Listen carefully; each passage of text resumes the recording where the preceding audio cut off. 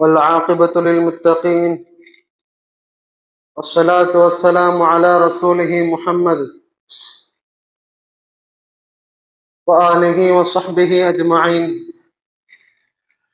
أما بعد، فقد قال الله تعالى في القرآن العظيم في القرآن المجيد بعد أعوذ بالله من الشيطان الرجيم بفضل بسم الله الرحمن الرحيم. إن الله وملائكته يصلون على النبي يا أيها الذين آمنوا صلوا عليه وسلموا تسليما. اللهم صل على محمد عبدك ورسولك، وصل على المؤمنين والمؤمنات والمسلمين والمسلمات، وبارك على محمد وأزواجه وذريته.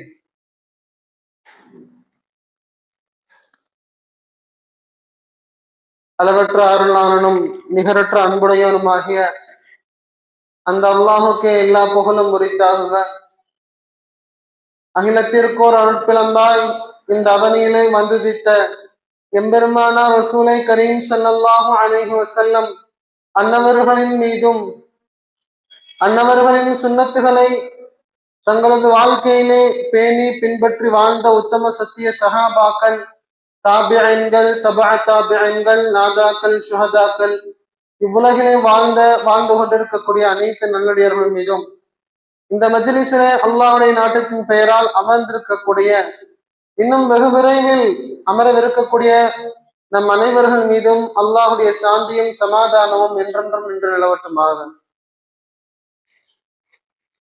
கண்ணியத்திற்குரிய அல்லாஹ் நடிகர்களே, அல்லாஹு தஆலா தன்னுடைய அருமறையாம் திருமறையிலே ஒரு முஃமின் அல்லாஹ்வின் மீது எந்த அளவிற்கு பாசம் வைக்க வேண்டும் என்பதை பற்றி கூறும் பொழுது இவ்வாறு கூறுவான், வல்லதீன ஆமனு அஷத்து ஹப்பன் லில்லாஹ்.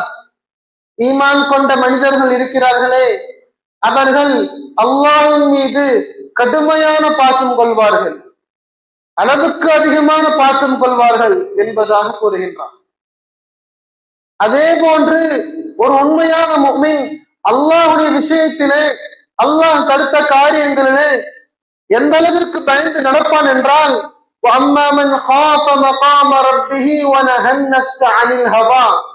நாளை மறுமையிலே அவன் முன்பாக நிற்க வேண்டும் என்ற ஒரு பயத்தின் காரணமாக, அச்சத்தின் காரணமாக தன்னுடைய மனோ இச்சைகள் எல்லாம் பாவமான காரியங்களை விட்டும் தன்னுடைய செயல்களை, எண்ணங்களை முழுமையான முறையிலே தடுத்திருப்பார். அப்படிப்பட்ட மனிதர்களுக்குத்தான் நாளை சுவனம் இருக்கிறது என்பதாக அல்லாஹ் தஆலா அதற்கான வாக்குறுதியையும் கொடுக்கின்றான். கண்ணியத்திற்குரிய அல்லாஹ்வினுடையவர்களே, ஆக நாம் இந்த ஒட்டுமொத்த இஸ்லாமிய சமுதாயமும் திரும்பி வாழ்வதற்கு இரண்டு வழிகளை அல்லாஹ் இதன் மூலமாக சொல்கின்றான். ஒன்றாவதாக, ஒரு முஃமினாக பிறந்தவர் அல்லது அல்லாஹ்வுடைய நாட்டத்தின் பெயரில் அல்லாஹ்வுடைய ஹிதாயத்தின்படி அல்லாஹ் யாருக்கு நேர்வழி காட்டினானோ அப்படிப்பட்ட மனிதர் முழுமையான முறையிலே அல்லாஹ்வுடைய நேசராக ஆகுவதற்கு இரண்டே வழிகள் தான். ஒன்று, அல்லாஹ்வின் மீது கடுமையான பாசம் வைக்க வேண்டும், அவனுடைய வாக்குறுதிகளை முழுமையான முறையிலே நம்பிக்கை கொள்ள வேண்டும், அல்லாஹ்வின் மீது மற்ற எல்லா விஷயங்களுக்கும் மேலாக அல்லாஹ்வின் மீது அதிகமான பாசத்தை வைக்க வேண்டும். அதே போன்று இரண்டாவது விஷயம், எந்த அளவிற்கு நாம் பாசத்தை வைக்கின்றோமோ அதே அளவிற்கு கடுமையான பயத்தையும் நாம் வெளிப்படுத்த வேண்டும். நாளை மறுமையிலே இப்படிப்பட்ட செயலை செய்துவிட்டால் அல்லாஹ் கண்டிப்பாக நாளை மறுமையிலே தண்டிப்பானே, என்னுடைய இரட்சகனுக்கு முன்பாக நான் நாளை மறுமையிலே எந்த முகத்தை வைத்துக் கொண்டு அவன் முன்னால் நிற்பேன் என்பதாக முழுமையான முறையிலே பயம் இருக்க வேண்டும். கண்ணியத்திற்குரிய அல்லாஹ்வினுடையவர்களே, இந்த இரண்டு செயல்கள் இருந்து விட்டாலே ஒட்டுமொத்த இஸ்லாமிய சமூகமும் இவ்வுலகிலும் மறுவுலகிலும் இலகுவாக தங்களுடைய நோக்கத்திலே வெற்றி பெற்று வரலாம் என்பதாக இறைநேசர்கள் சொல்லித் தருகிறார்கள். ஒரு இறைநேசர் இவ்வாறு கூறுவார், தங்களுடைய மஜ்லிஸிலே ஒரு முறை இவ்வாறு கூறினார்கள், சொர்க்கம் அதற்கு செல்வதற்கு நாம் படாத பாடுபட்டு கொண்டிருக்கின்றோம். சொர்க்கம் செல்வதெல்லாம் அவ்வளவு பெரிய காரியமும் இல்லை, அவ்வளவு தூரமான விஷயமும் இல்லை. 2 எட்டுக்கள் எடுத்து வைத்தாலே நாம் சொர்க்கத்திற்கு சென்று விடலாம் என்று சொல்வார்கள். அப்பொழுது அந்த மஜ்லிஸில் இருந்த அந்த இறைநேசருடைய சீடர் ஒருவர் அவரிடத்திலே கேட்பார்கள், ஷேக் அவர்களே, நீங்கள் சொல்ல வருவதுடைய நோக்கம் எங்களுக்கு புரியவில்லையே. 2 எட்டிலே எப்படி சொர்க்கத்திற்கு ஒருவரால் நுழைய முடியும் என்று கேட்ட பொழுது அந்த இறைநேசர்கள் சொன்னார்கள், உன்னுடைய முதல் எட்டை, உனது முதல் அடியை எப்பொழுது உன்னுடைய மனோ இச்சையின் மீது வைக்கின்றாயோ, உன்னுடைய மனோ இச்சைகளை கட்டுப்படுத்துவதிலே நீ உன்னுடைய கவனத்தை செலுத்துகின்றாயோ, உனது அடுத்த 8 கண்டிப்பாக சொர்க்கத்திலே இருப்பாய் என்பதாக அந்த இறைநேசர் விளக்கம் அளித்தார். கண்ணியத்திற்குரிய அல்லாஹ்வினர்களே, ஆக மனோ இச்சைகளை எப்பொழுது நாம் முழுமையான முறையிலே குழி தோண்டி புதைக்கின்றோமோ, இவ்வுலகிலே என்னால் இஸ்லாத்தின்படி வாழ முடியும் என்பதாக நம்முடைய மனதிலே எப்பொழுது நாம் ஆழமாக பதிய வைத்துக் கொள்கிறோமோ, அப்பொழுதுதான் இந்த இஸ்லாத்துடைய உண்மையான ருசியை நம்மால் காண முடியும். உண்மையான ஷரியத்தை, உண்மையான முஃமின் என்ற பெயருக்கு சொந்தக்காரர்களாக ஆக முடியும். கணித்திருக்கிற அல்லாஹ்வினர்களே, ஆக எப்படி அந்த 2 விஷயங்களின் மூலமாக நாம் உண்மையான முஃமின்களாக ஆக முடியுமோ, அதே போன்று அந்த 2 விஷயங்கள் வருவதற்கு சில வழிமுறைகள் இருக்கின்றன. அவைகளும் 2 விஷயங்கள் தான். அந்த 2 விஷயங்களிலே எந்த ஒன்றை செய்தாலும் நாம் இலகுவான முறையிலே முன் சொன்ன 2 விஷயத்தை பெற்றுக்கொள்ளலாம். அல்லாஹ்வுடைய பாசத்தையும் பெற்றுக்கொள்ளலாம், அல்லாஹ்வுடைய தண்டனை பற்றிய உண்மையான அச்சத்தையும் நாம் பெற்றுக்கொள்ளலாம். அதற்கு முதல் வழி, அப்படிப்பட்ட மனிதர்களோடு உண்மையான முறையிலே அல்லாஹ்வை பயப்படுகிறார்கள் அல்லவா, அப்படிப்பட்ட உண்மையான இறைநேசர்கள், அவர்களோடு தொடர்பு கொள்ள வேண்டும், அவர்களுடைய மஜ்லிஸிலே இருக்க வேண்டும். நம்முடைய காரியங்களை அவர்களிடத்திலே மஷூரா செய்து ஆலோசனை கேட்டு நம்முடைய எல்லா விதமான காரியங்களையும் அமைத்துக் கொள்ள வேண்டும். என்னுடைய பொருளாதாரம் சம்பந்தப்பட்ட விஷயமாக இருக்கட்டும், என்னுடைய குடும்பம் சம்பந்தப்பட்ட விஷயமாக இருக்கட்டும், இந்த விஷயத்திலே ஒரு பிரச்சனை ஏற்படுகிறது என்றால், ஒரு தொழில்துறை ஆரம்பிக்க செய்கின்றோம் என்றால், ஒரு கொடுக்கல் வாங்கல் செய்கின்றோம் என்றால், நம்முடைய ஆலோசனைகள் எல்லாம் முழுக்க முழுக்க தீனின்படி நடக்கக்கூடிய உண்மையான ஒரு இறைநேசரோடு வைத்துக் கொண்டால் நாம் உண்மையான அல்லாஹ்வுடைய நேசத்தை பெற்றுக் கொள்ளலாம்.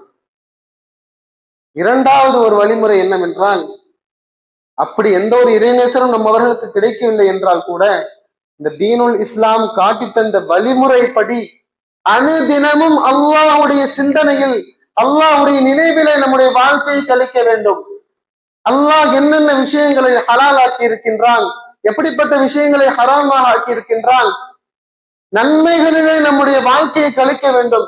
குர்ஆனை அதிகமாக ஓத வேண்டும். நம்முடைய கடைகளிலே இருந்தாலும் சரி, நம்முடைய தொழில் துறைகளிலே இருந்தாலும் சரி, அல்லாஹ்வுடைய திக்ரிலே எப்பொழுதும் நாம் இருப்போமேயானால், கண்மணி நாயகம் ஸல்லல்லாஹு அலைஹி வஸல்லம் அவர்கள் சொல்லித்தந்த வழிமுறைகளின்படி நம்முடைய எல்லா விதமான வாழ்க்கையுடைய அம்சங்களையும் அமைத்துக் கொண்டோம் என்றால், நம்முடைய அண்டை வீட்டார் கஷ்டப்படுகிறார் என்றால் அவருக்கு உதவி செய்வதாக இருக்கட்டும், 4 நபர்கள் வேறொரு நபரை பற்றி புறம் பேசுகிறார் என்றால் அந்த நேரத்தில் அவர்களை புறம் பேசாதீர்கள் என்று தடுப்பதாக இருக்கட்டும், ஒரு பாவமான விஷயத்தை செய்ய உள்ளம் சொல்லும் பொழுது அதை தடுத்து, அதை மறுத்து அந்த பாவத்தை விட்டு தவிர்த்திருப்பதாக இருக்கட்டும். ஆக எல்லாமே அல்லாஹ்வுடைய திக்ர் தான். நாம் ஹலாலான முறையிலே சம்பாதிப்பதும் அல்லாஹ்வுடைய திக்ர் தான். அல்லாஹ்வுடைய சிந்தனை, இஸ்லாத்தில் இது கூடும், இஸ்லாத்தில் இது கூடாது என்று நினைத்து வாழ்கின்றோம் அல்லவா, அப்படி வாழ்ந்தாலே போதும், நாம் அனுதினமும் அல்லாஹ்வுடைய நினைவிலே இருக்கக்கூடிய நல்லவர்களுடைய கூட்டத்திலே நாம் ஆகிவிடலாம். அப்படி முழுமையான முறையிலே நம்மவர்களுக்கு இஸ்லாத்திலே எதெல்லாம் கூடும், இஸ்லாத்திலே எதெல்லாம் கூடாது என்று தெரிய வேண்டும் என்றால், முதலில் நாம் மார்க்கத்தை நன்றாக அறிந்து கொள்ள வேண்டும். கண்ணியத்திற்குரிய அல்லாஹ்வினர்களே, ஆக நம்மை சுற்றி இருக்கக்கூடிய எல்லா விஷயங்களை கொண்டும் நாம் படிப்பினை பெற்றுக்கொண்டே இருக்க வேண்டும். அல்லாஹ் தஆலா தன்னுடைய அருமறையாம் திருமறையிலே அல்லாஹ்வின் மீது உண்மையான முஹப்பத் வைத்த, நேசம் வைத்த, பாசம் வைத்த நல்லடியார்களை பற்றி, அவருடைய செயலை பற்றி இவ்வாறு விவரிக்கின்றான். அவர்கள் அமல்களில் காட்டும் ஆர்வத்தையும் தேற்றத்தையும் பற்றி இவ்வாறு கூறுகின்றான். ததஜாஃபா ஜுனூபுஹும் அனில் மபாஜிஇ. நடுநிசையிலே தஹஜ்ஜுடைய நேரத்திலே அவர்களுடைய படுக்கையை விட்டும் அவருடைய விலா எலும்புகள் எழுந்து விடுகின்றன. யதுஊன ரப்பஹும் ஹௌஃபன் வ தமஆ. அப்படிப்பட்ட மனிதர்கள் அந்த நடுநிசையிலே தஹஜ்ஜுடைய நேரத்திலே எழுந்து அல்லாஹ்வை அழுது தொழுது அல்லாஹ்விடத்திலே பாவ மன்னிப்பு கோரி அல்லாஹ்விடத்திலே எனக்கு இன்னென்ன காரியங்கள் எல்லாம் தேவை இருக்கிறது என்பதாக இந்த உலகத்திலே ஒட்டுமொத்த தேவைகளையும் மறு உலகத்துக்கான ஒட்டுமொத்த தேவைகளையும் அல்லாஹ்விடத்திலே முறையிடக்கூடியவர்கள். அவர்களுக்கு எந்த ஒரு அலாரமும் தேவையில்லை. அந்த நேரம் வந்துவிட்டால் அவர்களாகவே எழுந்து விடுவார்கள் என்பதாக அல்லாஹ் உண்மையான அடியார்களுடைய நிலையை பற்றி, அவர்கள் அமல்களிலே அல்லாஹ்வை வணங்குவதிலே எந்த அளவிற்கு துடிப்போடு இருப்பார்கள் என்பதை பற்றி அல்லாஹ் வர்ணிக்கின்றான்.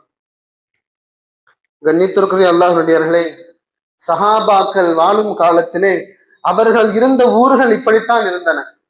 அன்றைய காலத்திலே சஹாபாக்கள் வாழ்ந்து கொண்டிருக்கக்கூடிய காலத்திலே அந்த அவர்கள் வாழக்கூடிய ஊரின் பகுதியிலே தெருக்களிலே நாம் சென்றோம் என்றால் எல்லா வீடுகளிலும் குர்ஆனுடைய சத்தங்கள் கேட்டுக்கொண்டே இருந்தன. தேன் கூட்டிலே தேனிகள் எல்லாம் ஒரு விதமான ஒரு சத்தத்தை எழுப்பும் அல்லவா, அது போன்று ஒவ்வொரு வீட்டிலேயும் குர்ஆனுடைய திலாவத்துடைய சத்தங்கள் கேட்டுக்கொண்டே இருக்கும். ஒவ்வொரு வீடும் குர்ஆனுடைய திலாவத்தின் காரணமாக ஒளிமயமானதாக தஹஜ்ஜுடைய நேரத்திலே இருக்கும். இன்றைக்கு நாம் நம்முடைய ஊர்களை பார்த்து கொண்டிருக்கின்றோம். சரியாக 3 மணி 3:30 மணி போன்ற இது போன்ற நேரங்களிலே நம்முடைய ஊர்களை உலா வந்தால் கபிரிஸ்தான் எதுவென்றே தெரியாத அளவிற்கு எல்லாம் சமமான அளவிற்கு நிசப்தமாக இருந்து கொண்டிருக்கிறது. அல்லாஹ் பாதுகாக்க வேண்டும். கண்ணியத்திற்கு அல்லாஹ்வுடையவர்களே, கண்மணி நாயகம் ஸல்லல்லாஹு அலைஹி வஸல்லம் அவர்கள் ஒரு முறை தஹஜ்ஜுடைய நேரத்திலே பள்ளிவாசலுக்குள் நுழைகிறார்கள். பள்ளிவாசலிலே ஹஜ்ரத் அபூபக்கர் ரலியல்லாஹு அன்ஹு அவர்கள் ஒரு புறமும் ஹஜ்ரத் உமர் ரலியல்லாஹு அன்ஹு அவர்கள் ஒரு புறமும் தஹஜ்ஜுடைய தொழுகையை தொழுது கொண்டிருக்கிறார்கள். ஹஜ்ரத் அபூபக்கர் ரலியல்லாஹு அன்ஹு அவர்கள் சத்தத்தை தாழ்த்தி தொழுது கொண்டிருக்கிறார்கள். ஹஜ்ரத் உமர் ரலியல்லாஹு அன்ஹு அவர்கள் சத்தத்தை உயர்த்தி தொழுது கொண்டிருக்கிறார்கள். தொழுகையெல்லாம் முடித்து வந்த பிறகு கண்மணி நாயகம் ஸல்லல்லாஹு அலைஹி வஸல்லம் அவர்கள் கேட்டார்கள் அபூபக்கர் ரலியல்லாஹு அன்ஹு அவர்களிடத்திலே, நீங்கள் ஏன் சத்தத்தை தாழ்த்தி ஓதினீர்கள் என்று கேட்ட பொழுது அபூபக்கர் ரலியல்லாஹு அன்ஹு அவர்கள் சொன்னார்கள், இன்னல்லாஹ அலீமும் பிதாத்தி சுதூர். அல்லாஹ் உள்ளத்திலே இருக்கக்கூடியதை அறியக்கூடியவனாக இருக்கின்றான். பிறகு நான் எதற்கு சப்தமாக ஓத வேண்டும் யா ரசூலல்லாஹ் என்பதாக பதில் சொன்னார்கள். அதற்கு உமர் ரலியல்லாஹு அன்ஹு அவர்களிடத்திலே கேட்ட பொழுது, நீங்கள் ஏன் சப்தமாக ஓதினீர்கள் என்று கேட்ட பொழுது அதற்கு உமர் ரலியல்லாஹு அன்ஹு அவர்கள் சொன்னார்கள், மக்களை தொழாத இந்த நேரத்தில் கூட, இப்படிப்பட்ட பாக்கியமான நேரத்தில் கூட தொழாமல் தூங்கிக் கொண்டிருக்கிறார்களே, அவர்களை எழுப்புவதற்காகவும் ஷைத்தானை விரட்டுவதற்காகவும் நான் இவ்வாறு சப்தமிட்டு தொழுது கொண்டிருக்கின்றேன் என்பதாக கூறினார். இன்னொரு சஹாபி அவர்கள் தஹஜ்ஜுடைய நேரம் முழுக்க முழுக்க அழுது அழுது அழுது அல்லாஹ்விடத்திலே பிரார்த்தனை செய்து பிறகு சுபுவுக்கு வருகிறார்கள். சுபு முடித்தவுடன் நபி ஸல்லல்லாஹு அலைஹி வஸல்லம் அவருடைய மஜ்லிஸில் அமர்கிறார்கள். அப்பொழுது நபி ஸல்லல்லாஹு அலைஹி வஸல்லம் அவர்களை பார்த்து கேட்டார்கள், என்ன உங்களுடைய அழுகையின் காரணமாக வானத்தில் இருக்கக்கூடிய மலக்குமார்களை எல்லாம் அழக வைத்து விட்டீர்களே என்பதாக நபி ஸல்லல்லாஹு அலைஹி வஸல்லம் அவர்கள் அந்த சஹாபியை பார்த்து கேட்கிறார்கள். ஆக அவருடைய தொழுகை எப்படி இருந்தது, அவருடைய குர்ஆன் திலாவத்து எப்படி இருந்தது, அவருடைய எல்லா விதமான நல்ல அமல்கள் எந்த அளவுக்கு உயிர்ப்புடையதாக உயிரோட்டமுடைய அமல்களாக இருந்தன என்பதை கவனிக்க கடமைப்பட்டிருக்கின்றோம். கண்ணியத்திற்குரிய அல்லாஹ்வுடையவர்களே, ஆக சஹாபாக்களுடைய அமல்களுடைய விஷயங்களை சொன்னால் சொல்லிக்கொண்டே இருக்கலாம். ஆக அவர்களை போன்ற நாமும் நம்முடைய அமல்களிலே ஒரு உயிரோட்டம் உள்ள ஒரு அமலாக நம்முடைய அமல்களை ஆக்க கடமைப்பட்டிருக்கின்றோம். கண்ணியத்திற்குரிய அல்லாஹ்வுடையவர்களே, இவ்வாறு நாம் அல்லாஹுடைய திக்ரிலேயும் அல்லாஹுடைய நேசத்தின் காரணமாகவும் நல்ல அமல்களை செய்ய ஆரம்பித்து விட்டோம் என்றால் பிறகு உண்மையான வாழ்க்கையுடைய நோக்கத்தையும் இந்த உலகத்திலேயே ஈமானுடைய ருசியையும் நாம் கண்டுவிடலாம். ஆனால் நம்முடைய வாழ்க்கையின் நிலைமைகளோ எப்படி இருக்கிறது என்பதை சிந்திக்க கடமைப்பட்டிருக்கின்றோம். நாம் அல்லாஹ்வை நேசிக்கின்றோம் தான், இல்லை என்று கூறவில்லை. ஆனால் அல்லாஹ் அல்லாத பிற வஸ்துக்களுடைய நேசங்கள் நம்முடைய உள்ளத்திலே அதைவிட அதிகமான அளவிற்கு இருக்கிறது என்பதை மறுக்கவும் முடியாது. நம்மில் எத்தனை நபர்கள் அல்லாஹை நேசிக்கின்றோம் என்று சொல்லிக்கொண்டு தவறான ஹராமான செயல்களை செய்து கொண்டிருக்கின்றோம் என்பதை கவனித்து பார்க்க வேண்டும். அல்லாஹுடைய நேசமும் இருக்கும், ஆனால் தவறான பாவத்துடைய பாசமும் இருக்கும் என்றால் நம்முடைய நேசத்திற்கு, அல்லாஹ் மீது வைத்திருக்கக்கூடிய உண்மையான நேசத்திற்கு என்ன அர்த்தம்? இதை எப்படி சொல்ல வேண்டும் என்றால், ஒருவருக்கு உடல் உபாதை ஏற்பட்டு விடுகிறது, ஒரு விதமான ஒரு மூக்கடைப்போ அல்லது காய்ச்சலின் காரணமாக நாக்கிலே உணவுகளுடைய ருசியை காண முடியாத ஒரு தன்மை ஏற்பட்டு விட்டால், அவருக்கு என்னதான் பலவிதமான உணவுகள், ருசி வாய்ந்த உணவுகளை கொடுத்தாலும் அந்த நாக்கு அந்த ருசிகளை உணராது. அதே போன்று மூக்கடைப்பு ஏற்பட்டிருக்கவருக்கு என்னதான் பலவிதமான நறுமணங்களை காண்பித்து இதை நுகர்ந்து இதனுடைய நறுமணம் எப்படி இருக்கிறது என்று கேட்டால் அவர்களால் அதற்கு பதில் சொல்ல முடியாது. அதே போன்றுதான் நாம் வாயளவிலே நான் அல்லாஹ்வுடைய பாசமும் வைத்திருக்கின்றேன், இருந்தாலும் உலகத்திலே பொருளாதாரம் சேர்க்க வேண்டும் அல்லவா, அதற்கு நான் எப்படிப்பட்ட வழியில் எல்லாம் சேர்த்துக் கொள்வேன் என்பதாக நாம் சொன்னோம் என்றால் அது சுத்தமான பொய் என்பதில் எந்த சந்தேகமும் இல்லை. அல்லாஹ் இந்த உள்ளத்திலே அல்லாஹ் அல்லாத விஷயங்களுடைய முஹப்பத் பிரியம் இருக்குமேயானால் கண்டிப்பாக அந்த உள்ளத்திலே அல்லாஹ்வுடைய பிரியம் அறவே இருக்காது என்பதுதான் உண்மை.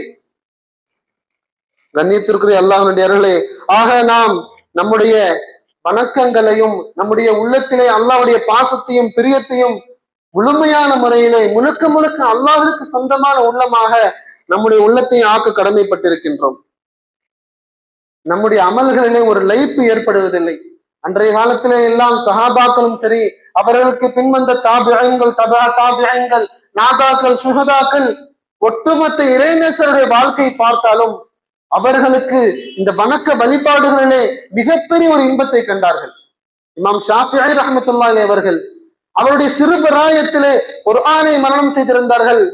ஹதீஸிலே மிகப்பெரிய கிதாபான மாலிக் முஅத்தா என்ற கிதாபை மனனம் செய்திருந்தார்கள்.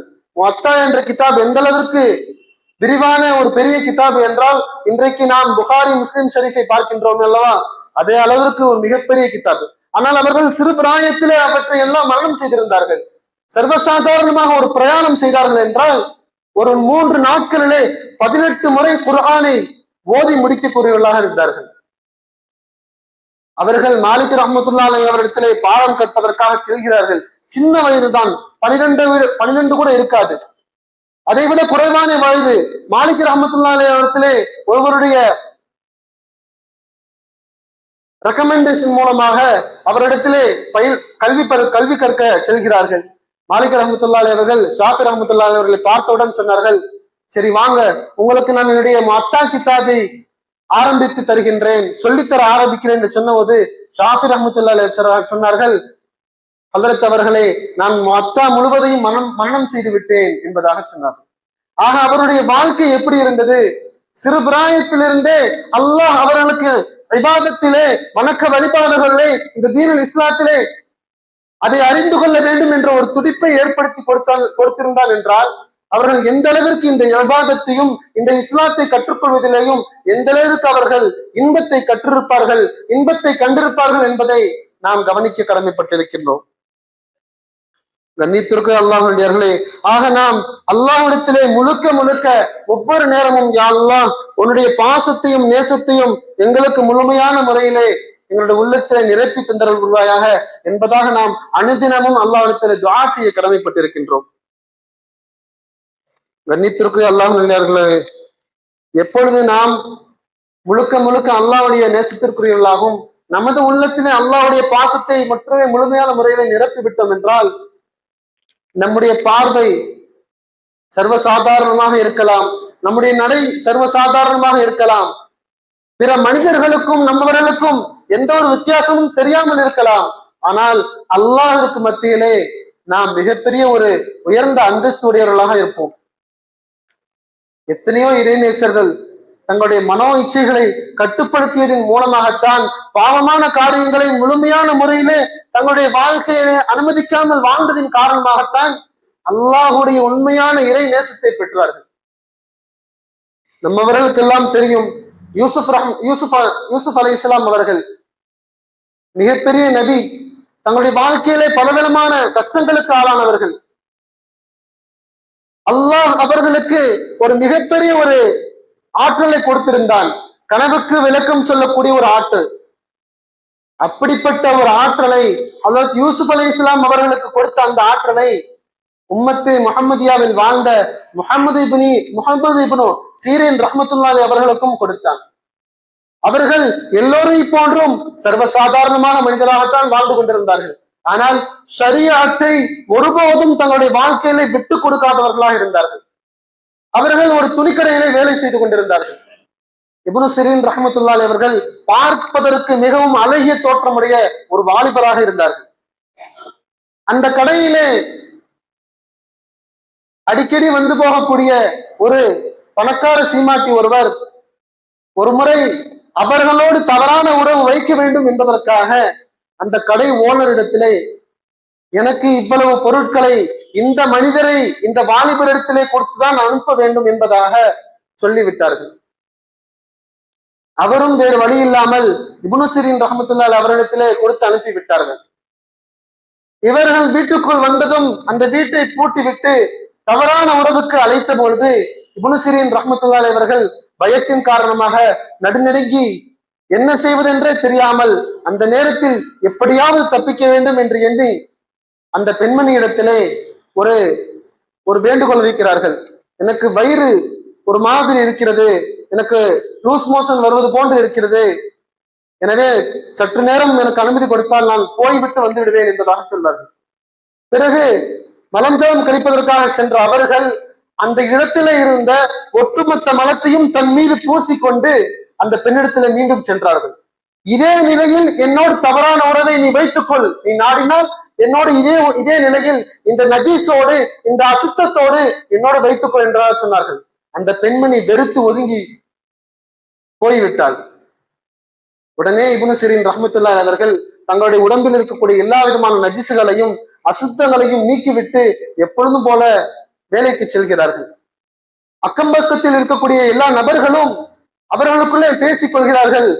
ஆஹா, என்ன ஒரு அற்புதமான ஒரு வாசனை, கஸ்தூரியை விட மிக அழகான வாசனை அல்லவா வருகிறது என்பதாக இப்னு சிரீன் ரஹ்மத்துல்லாஹி அவர்கள் மனதுக்குள்ளே நினைத்துக் கொண்டிருக்கிறார்கள்.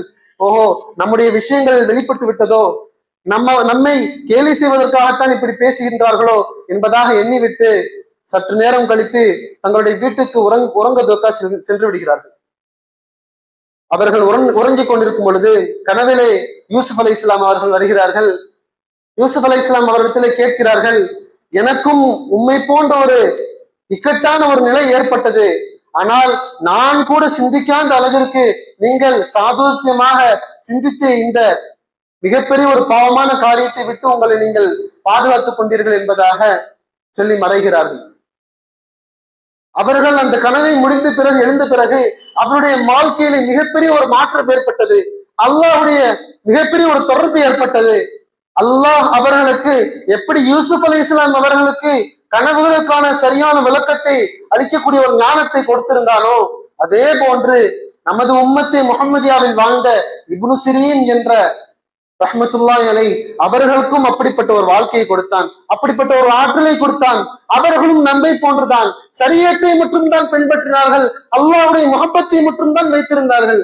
ஆனால் அல்லாஹ் அதன் காரணமாக இவ்வுலகத்திலேயே மிகப்பெரிய ஒரு கண்ணியத்தையும் கொடுத்தான். நாளை மறுமையிலேயே இதைவிட மிகப்பெரிய ஒரு வெகுமதியை அல்லாஹ் தஆலா வைத்திருக்கின்றான்.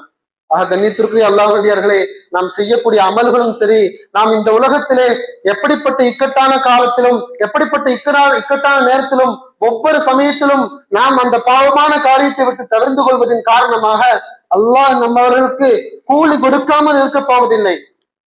கண்டிப்பாக நாம் செய்யக்கூடிய எல்லா விதமான நல்ல அமல்களுக்கும், நாம் தவிர்த்திருக்கக்கூடிய எல்லா விதமான பாவமான காரியங்களுக்கும் அல்லாஹ் கண்டிப்பாக மறுமையிலே கூலி கொடுப்பான். அந்த கூலியை ஆதரவு வைத்தவர்களாக நமது உள்ளத்திலே அல்லாஹ்வுடைய நேசத்தையும் பாசத்தையும் முழுமையான முறையிலே பெற்றவர்களாக அல்லாஹ் தஆலா உங்களையும் என்னையும் ஆக்கி தந்தருள் புரிவானாக. வாஹிரு தஅவானா அல்ஹம்துலில்லாஹி ரப்பில் ஆலமீன். சுன்னத்துல் வாதம் வசுன்னத்துல்